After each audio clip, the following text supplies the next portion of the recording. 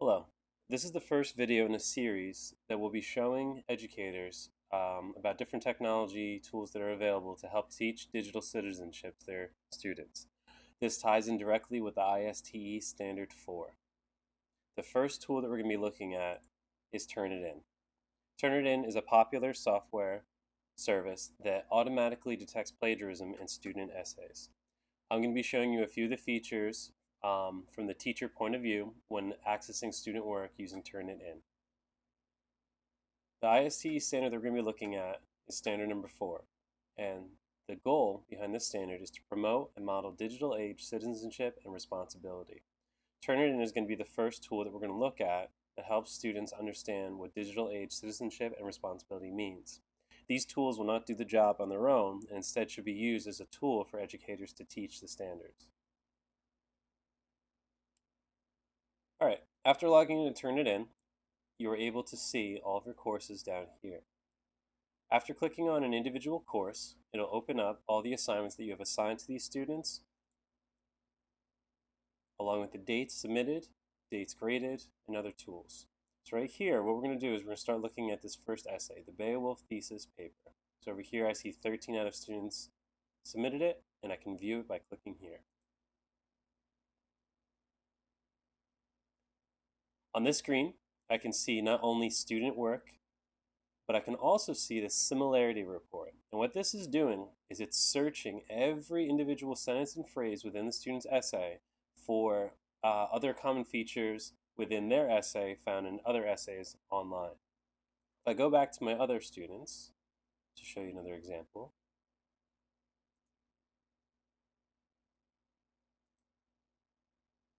here in this essay report, we can see a whole grouping of different percentages. Up here, this actually is probably a negative thing as a teacher, because right now I can see that the student did not cite from the text at all. So if I was requiring them to use in-text citations, these lower numbers would actually be a concern, because I want there to be some similarity between their essay and other features on the internet, because I want them using in-text citations. Down here, though, now we're starting to look at the other alternative, and this is definitely a concern. So what I'm going to do is I'm going to click here and open up the student's work.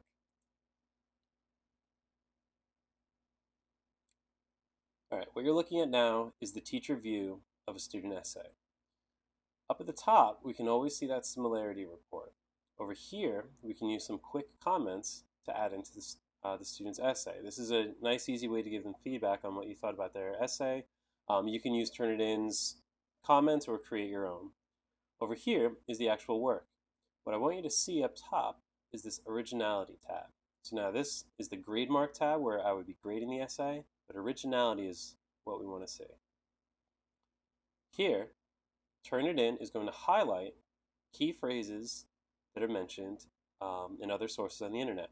So now, just kind of using some logic, granted, students are going to say the Odyssey. That should be something that's highlighted in an essay on this work. The problem, though, is his entire first opening sentence is almost word for word highlighted. That's already a concern.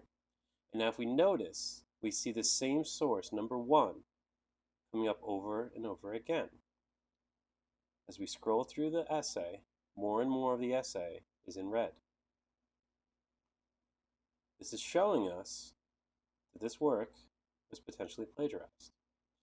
Now, the nice part about Turnitin is they make finding out where the source came from very easy. So 46% of this essay came from this source. Up here, this doesn't really look like anything familiar, but if I actually click on the actual text itself, I'm given the source, and in red, it's highlighting all of the words that came from this source. This looks like it's from Wikipedia. If I click on this link, it'll open up the actual source in another link.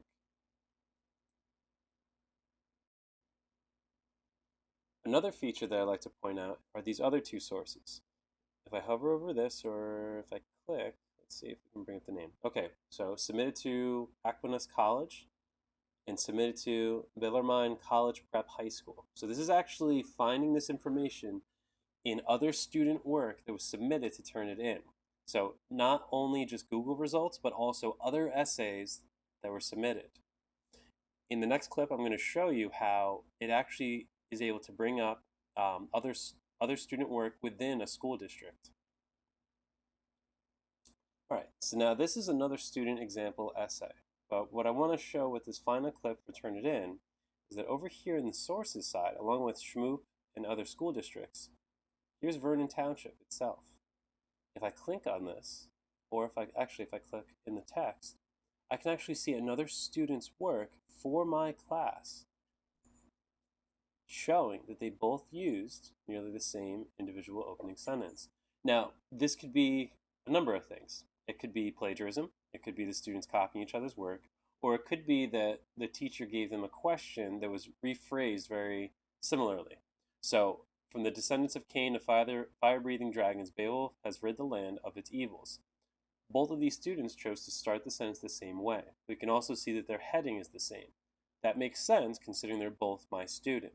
So when you're looking at these sources, it's a piece of the puzzle. The teacher needs to also think about what they're looking at and do a little consideration as well. But this is a great source to not only understand where students got their information from, if they're properly citing text evidence, if they're plagiarizing, if they're sharing work, and a multitude of other things that could happen. But a fantastic tool for teaching digital citizenship.